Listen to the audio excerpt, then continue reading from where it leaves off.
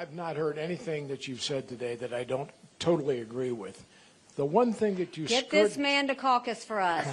The one thing that you've skirted around just briefly is the fact that the academic community in the United States is a greenhouse for the policies and the leaders that are guiding us today. And that is an issue that we have to aggressively address because it is out of control. It's completely out of control.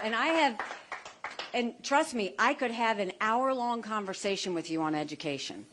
Because the issue is, and it is why when I said we were going to take the federal government and move it down, as governor, when we did those reading remediation programs and we tried to get our kids back on track, the other thing I did was focus on how to reform the funding of education.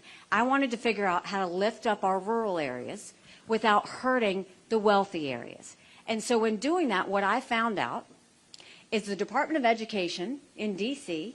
goes and says, if you teach this, we'll give you this much money. If you teach this, we'll give you this much money. You teach critical race theory, we'll give you this much money. You can decline the money. That's the first thing. But what would be better?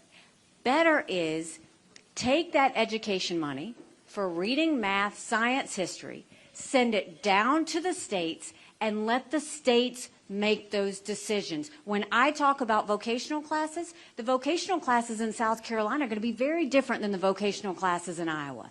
And when you do that, you stop these bureaucrats. We can't turn over custody of our children to the teachers' unions or the bureaucrats. We've got to make sure we get this back. And the way you get it back is putting it back in the hands of parents in the states and taking it away from the federal government. You look at the Department of Education. The amount of money since it's been created that is spent and the results of where our kids are, it's beyond not getting a return on investment. We're throwing it in a deep hole and we're not getting better educated kids because of it. It's the only way to fix it is to send that down to the states, and that's what we'll do.